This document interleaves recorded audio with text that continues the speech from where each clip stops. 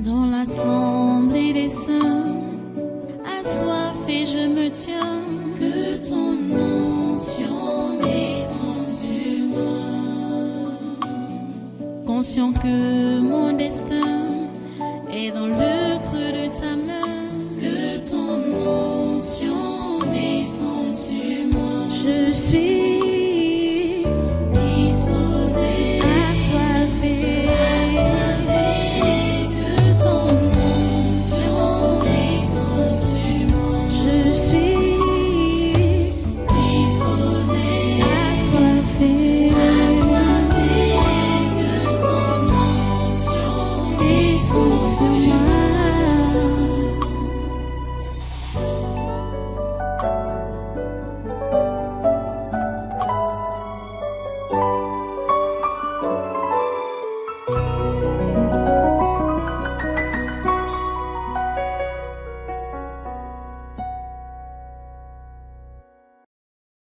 Voilà, j'ai donc dit que vous preniez le psaume 73. Le psaume 73.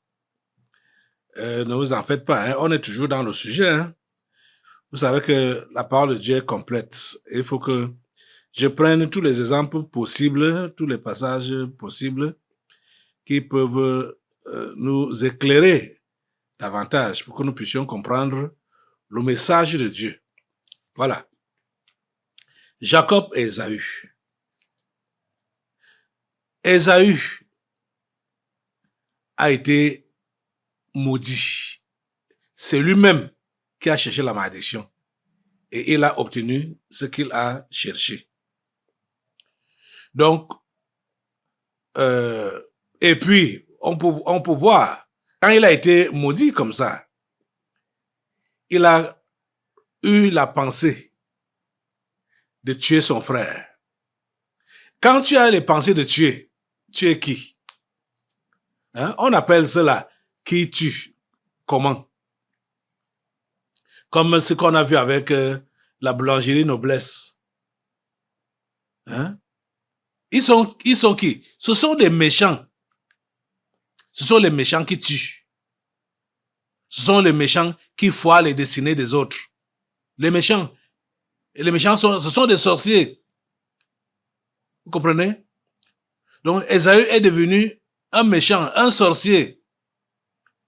Il voulait tuer son frère. C'est pourquoi je veux que nous puissions donc lire le psaume 73. On va lire quelques versets, puisque nous allons revenir sur ce psaume encore demain. Qu'est-ce que ça dit? Qu'est-ce que le psalmiste dit? Oui, Dieu est bon pour Israël. Je te fais savoir que c'est toi qui es Jacob, c'est toi qui es Israël. Toi, enfant de Dieu. Donc, ne sois pas profane, ne fais pas comme Ésaü a fait, ne suis pas son modèle. Tu as les promesses de Dieu dans ta vie. Dieu est bon pour toi. On va lire juste quelques versets, hein. On ne pourra pas aller jusqu'au bout. Donc la lecture va même du verset 1 au verset 28. Oui, Dieu est bon pour Israël, pour ceux qui ont le cœur pur. Alléluia. Toutefois, mon pied allait fléchir, mes pas étaient sur le point de glisser, car je portais envie aux insensés, en voyant le bonheur des méchants. Voilà, on va arrêter à ces trois versets-là aujourd'hui. Mais je vous demande d'aller lire tout le psaume. Prions le Seigneur.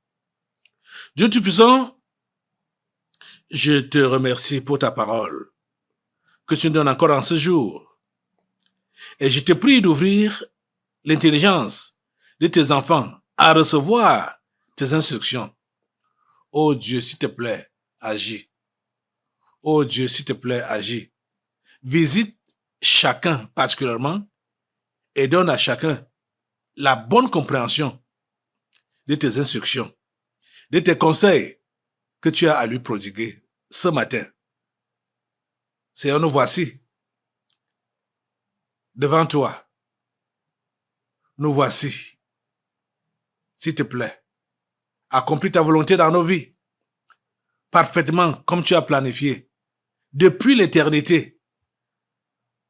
Merci Père Saint de le faire, au nom puissant de Jésus. J'ai prié. Amen. Voilà, première place. Et une fois de plus, soyez les bienvenus à ce congrès du surnaturel de ce 2 août 2025. Oh mon Dieu, que tu es bon. Il est vraiment bon. Oui, Dieu est bon pour Israël. Dieu est bon pour ceux qui ont le cœur pur. Il faut voir, cher ami, que si tu considères que Dieu n'est pas bon pour toi, ça veut dire clairement que tu n'as pas le cœur pur. Si tu accuses Dieu de te négliger, de t'avoir abandonné, de te faire du mal, ça veut dire que tu n'as pas le cœur pur. Ça, c'est clair. Parce que Dieu est bon pour ceux qui ont le cœur pur. Et Jésus a été clair. Heureux ceux qui ont le cœur pur, car ils verront Dieu. Dieu est bon pour ses enfants. Dieu est bon pour son peuple. Dieu est bon pour ceux qui ont le cœur pur. Le psalmiste dit, toutefois, mon pied allait fléchir, mes pas étaient sur le point de glisser. Qu'est-ce qui a fait ça? Pourquoi est-ce que ses pieds allaient fléchir? Pourquoi est-ce que ses pas étaient sur le point de glisser? Pour quelle raison? Vous avez lu la raison avec moi, non? Au verset 3. Pour quelle raison? Car je portais envie aux insensés en voyant le bonheur des méchants. Les amis, je vais vous dire la pure vérité, que Dieu a utilisé cet homme, le psalmiste Asaph, pour que tu puisses comprendre ce qui se passe. Parce que c'est ton état qui est décrit dans ce psaume. Tout ce que j'essaie de dire depuis là, que ce soit pendant le séminaire, ou même les séminaires passés, ou les enseignements passés, tout ce que j'essaie de vous faire comprendre, que vous n'avez pas besoin d'envier les méchants. Vous n'avez pas besoin de le faire. Mais c'est ce que vous faites au quotidien. Vous enviez les méchants. Ici, on voit que Asaph a même failli aussi le faire. Mais il s'est ressaisi. Il dit quoi? Toutefois, mon pied allait fléchir. Et mes pas étaient sur le point de glisser. Sur le point. Mais c'est pas non pas glisser. Mais beaucoup d'entre vous là, vos pas ont glissé. Vos pas ont glissé. Vous avez fléchi. Tes pieds ont, ton pied a fléchi. Et tes pas ont glissé. Le verset 3 dit quoi? Pourquoi? Pourquoi cela? Car je portais envie aux insensés en voyant le bonheur des méchants. Tu n'as pas besoin de porter envie aux insensés, aux méchants. Tu comprends ça? Tu n'as pas besoin de le faire. Attarde-toi à compter sur Dieu. Reste fidèle. Reste fidèle à ton Dieu. Tu comprends ça? Il est le seul que tu as sur cette terre. Il est le seul que tu as dans les cieux. Il est le seul, le Dieu créateur du ciel et de la terre. Comprenez? Les amis, il vous arrive de chanter souvent le cantique-ci. Dans les chants de victoire, le cantique 217. Il vous arrive de chanter cela. Mais est-ce que vous comprenez ce que vous chantez?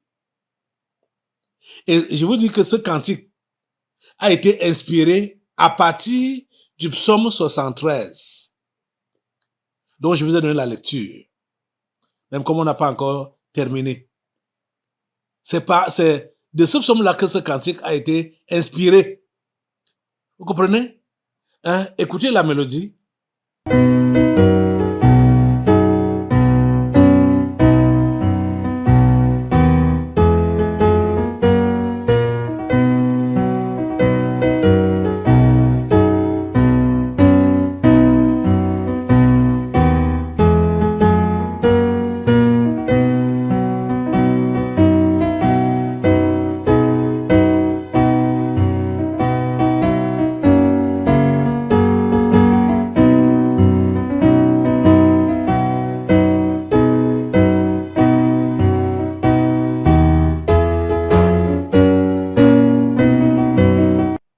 Qu'est-ce que les paroles de ce cantique disent? Quel autre au ciel ai-je que toi, ô mon Dieu, mon Sauveur? N'as-tu pas ouvert à ma foi les trésors de ton cœur? N'as-tu pas ouvert à ma foi les trésors de ton cœur? Ce que Dieu a dans son cœur comme trésor pour toi, c'est par la foi que tu obtiens cela. Tu t'es donné toi-même à moi et vivant sous ta douce loi, je ne prends de plaisir qu'en toi, ô mon Dieu, mon Sauveur. Deuxième strophe. Que me font les biens d'ici-bas? Hey. Oh mon Dieu, les biens derrière lesquels tu cours. Tu admires les méchants, tu les envies. Que me font les biens d'ici-bas? Oh mon Dieu, mon Sauveur. Ils passent, les biens d'ici-bas. Ils passent. Tu ne passes pas. Tu suffis à mon cœur. Dans le deuil ou la pauvreté. Dans l'exil ou l'adversité. Tu restes ma félicité.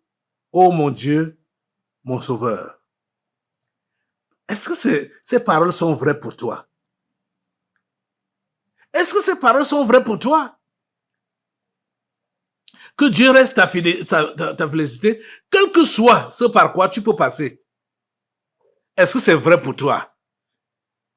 Est-ce que tu es réellement intact dans ton cœur là?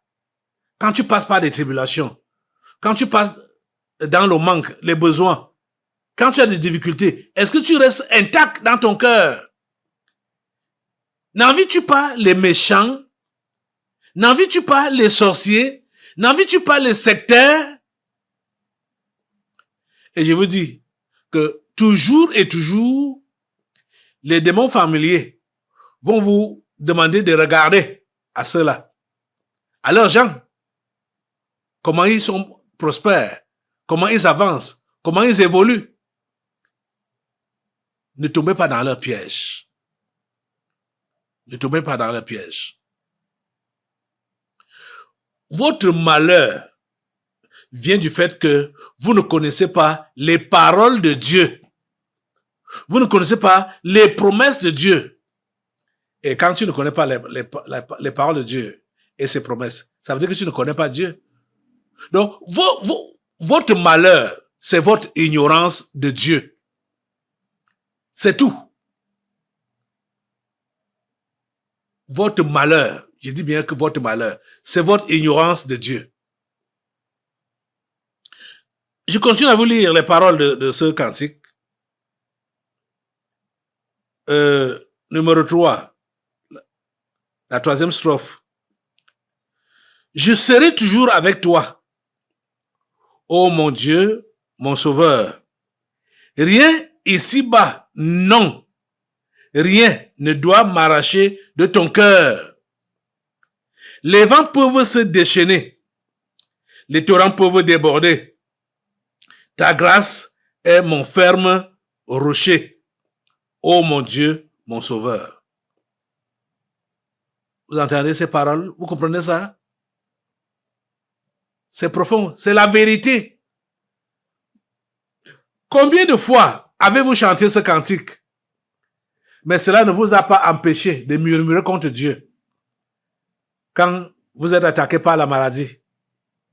Cela ne vous a pas empêché de murmurer contre Dieu quand vous êtes attaqué par le manque, le besoin, quand vous êtes attaqué par l'adversité. Ça ne... Écoutez, il dit, je serai toujours avec toi, ô mon Dieu, mon Sauveur. Rien ici-bas, non, rien ne doit m'arracher de ton cœur. Les vents peuvent se déchaîner, les torrents peuvent déborder. Ta grâce est mon ferme rocher, ô mon Dieu, mon Sauveur. La quatrième strophe dit, par la main droite, tu m'as pris, ô mon Dieu, mon Sauveur. Par ton conseil, tu me conduis au repos sur ton cœur. Et quand viendra le dernier jour, tu m'ouvriras avec amour les portes du divin séjour. Ô mon Dieu, mon Sauveur. La vie ne finit pas ici-bas. Je vous ai dit que ce qui vous dérange, c'est parce que vos yeux sont rivés, fixés sur le ici et maintenant. Ici et maintenant. Écoutez ce que ça dit. Par la main droite, tu m'as pris, ô mon Dieu, mon Sauveur. Par ton conseil, tu me conduis au repos sur ton cœur. Et quand viendra le dernier jour, tu m'ouvriras avec amour les portes du divin séjour. Ô mon Dieu, mon Sauveur. Vous comprenez? Ici sur la terre, quand on atteint même déjà 100 ans là, on est déjà fatigué. On peut même un peu plus réellement jouir de quoi que ce soit. Voyez notre maman qui a 101 ans. Regardez dans quel état elle est. Elle a eu de longs jours. Mais maintenant si. À quoi lui sert la vie avec l'âge qu'elle a là? Et surtout, qu'elle n'a même pas vite connu Dieu. Elle n'a pas vite connu le vrai Dieu. À quoi lui sert la vie? Ça sert à quoi? Ça devient un fardeau. Un fardeau même pour ceux-là qui l'encadrent. Vous voyez? La vie, c'est pour vous dire quoi? La vie ici sur la terre est tellement courte. Et ce n'est pas les choses qu'on voit dans cette vie qui doivent nous intéresser. On ne doit pas être accroché à cela. La Bible a dit clairement que le monde passe et sa convoitise aussi. Le monde passe avec sa convoitise. Ça passe. Les biens de ce monde, les richesses, l'argent, les voitures, les maisons, tout ça la passe. C'est la vérité, tout ça la passe. Mais pourquoi est-ce que vous avez les yeux rivés vers ceux qui ont ces choses-là? Bon, ou ceux qui prétendent avoir ces choses-là. Parce qu'en réalité, ils n'ont pas ces choses-là. Puisque vous ne pouvez pas savoir dans quel état ils sont. Parce qu'ils sont sous des conditions terribles. Ils sont sous des conditions... Vous ne pouvez pas... On vous dit même, vous qui êtes simple là, de pratiquer leurs conditions, vous allez dire non, ça va comme ça. Comme je disais, je préfère boire mon tapioca avec les arachides. Ça me va. Je préfère porter les haillons au lieu de me mettre dans une veste ou dans des habits somptueux là, brillants, alors qu'à l'intérieur, je suis pourri. Le derrière est cassé. Ça sert à quoi, tout ça? Ça sert à quoi, tout ça? Et c'est comme ça, donc, qu'ils sont là-bas dehors. Je dis qu'il n'y a pas d'exception, là-bas dehors. Les gens que vous voyez dans les grosses voitures, là, il n'y a pas d'exception. Ne voyez-vous pas comment ils sont méchants? Regardez nos ministres ici, là. Qu'est-ce qu'ils font pour la nation? La méchanceté. Ils ne font absolument rien. Parce qu'ils ne veulent pas que les Camerounais aient du sourire. Puisque eux-mêmes ne sourient pas. Ils n'ont pas de sourire eux-mêmes. Donc, ils ne veulent pas que les Camerounais aient du sourire. C'est pour cela qu'ils sont méchants. Ils s'assoient sur les projets. Ils ne font rien de bon. Rien. Vous voyez? Et vous les enviez. Vous enviez leurs enfants. Ils font ces pratiques-là avec leurs enfants, avec leur famille.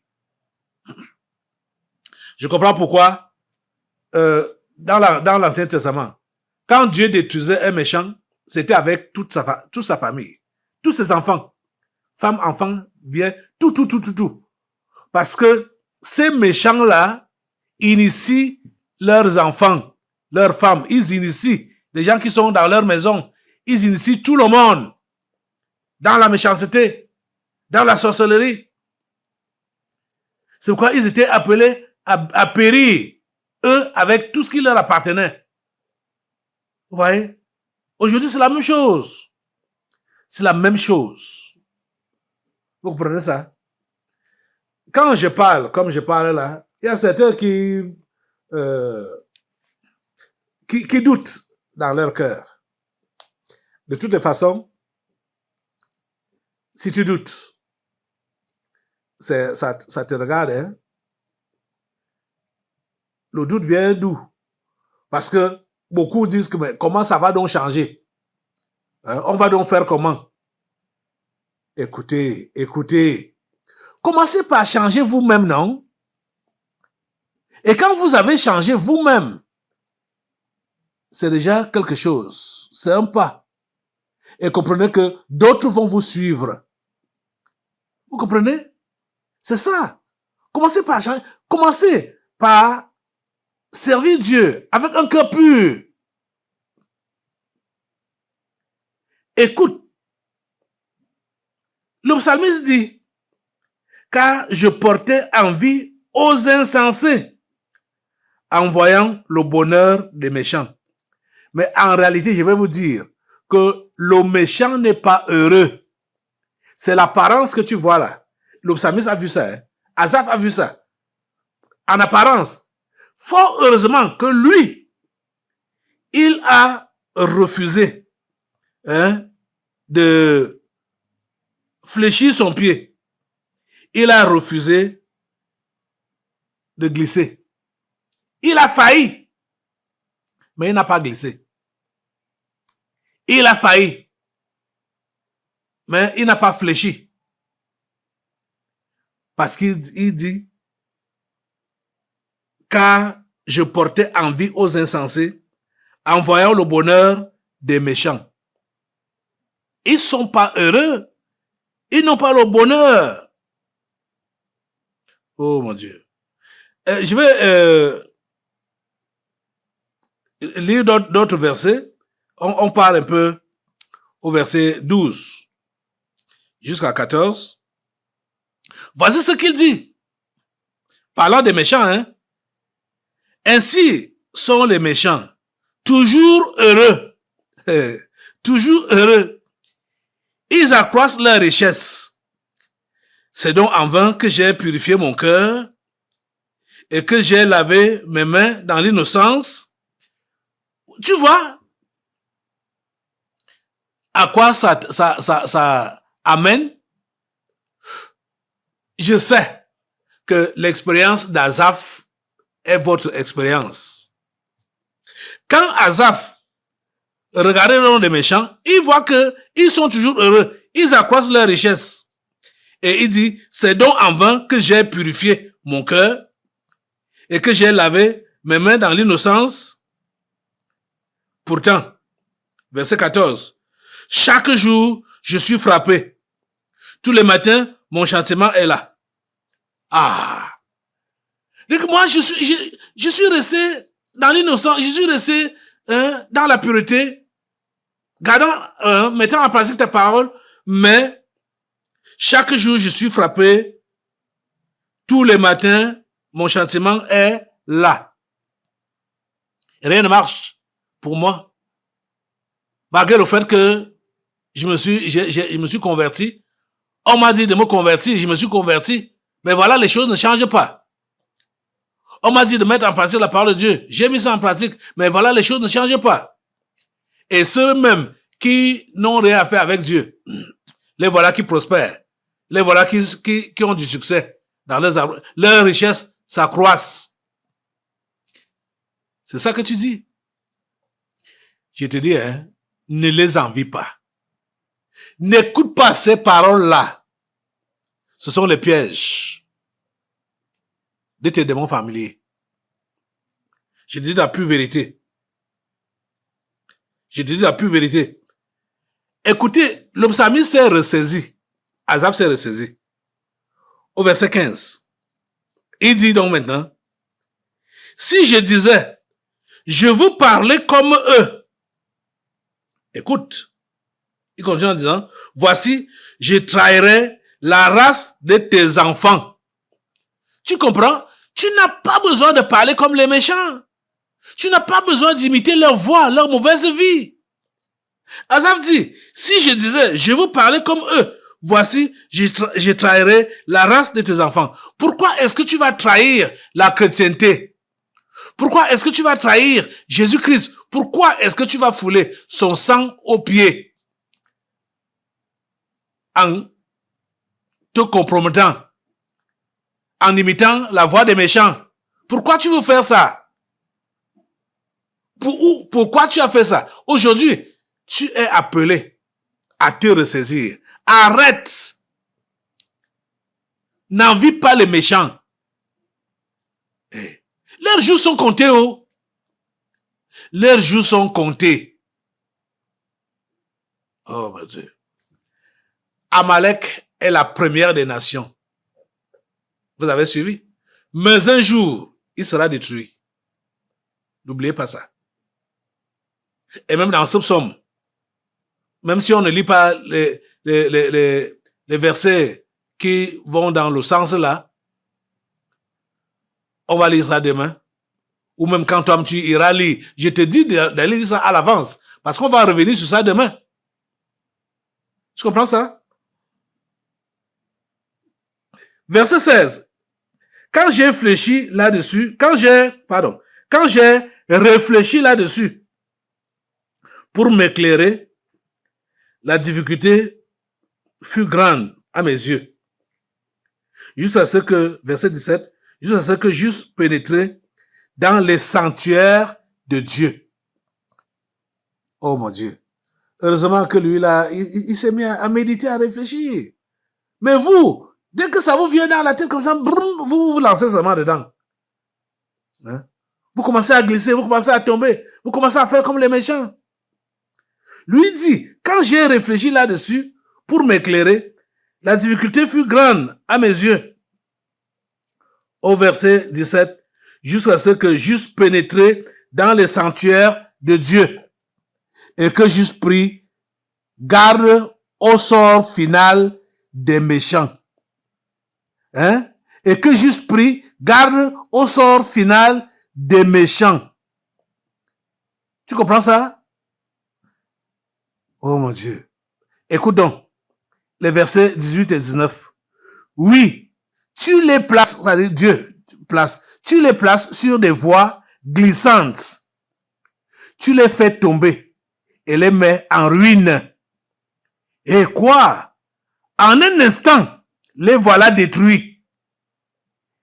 Ils sont enlevés, anéantis par une fin soudaine.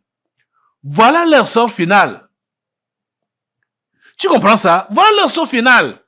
Ces francs-maçons que tu vois dans les gros cylindrés là, voilà leur sort final. Voilà comment ils vont finir. Ils seront détruits. Amalek, c'est une grande nation, mais il sera détruit. La première des nations, mais il sera détruit. Et quoi? En un instant, les voilà détruits. Ils sont enlevés, anéantis par une fin soudaine. Verset 20. Comme un songe au réveil, Seigneur, à ton réveil, tu repousses leur image. Ils sont anéantis. Leur image est repoussée. Comme un songe au réveil. Vous comprenez ça? Ne vous attardez pas aux choses de cette vie, de cette terre. Ça ne doit pas vous enlever la paix quand vous n'avez pas ça.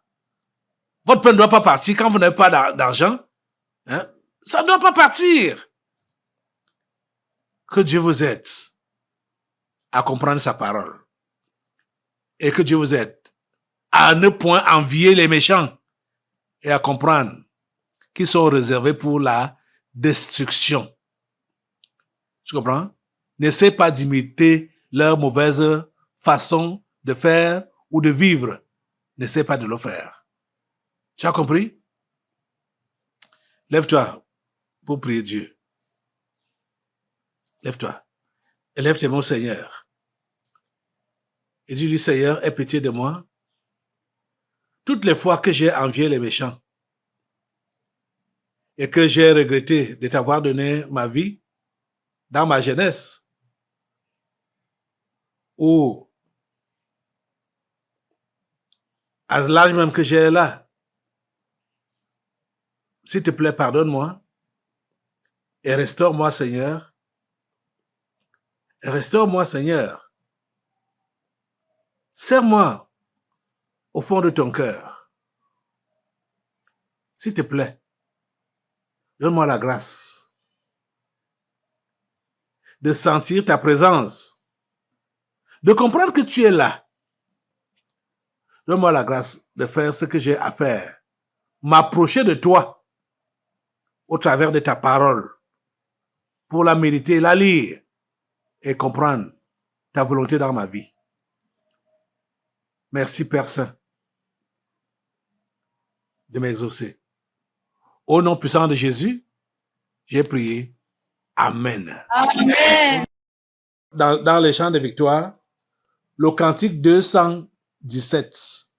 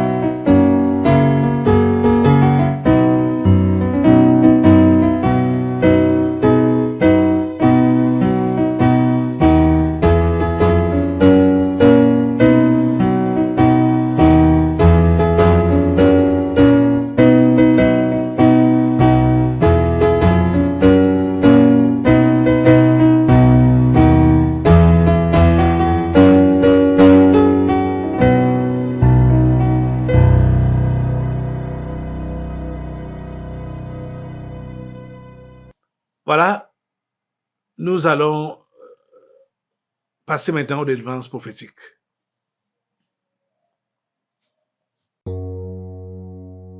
Dans l'assemblée des saints, assoiffé je me tiens, que ton onction descende sur moi. Conscient que mon destin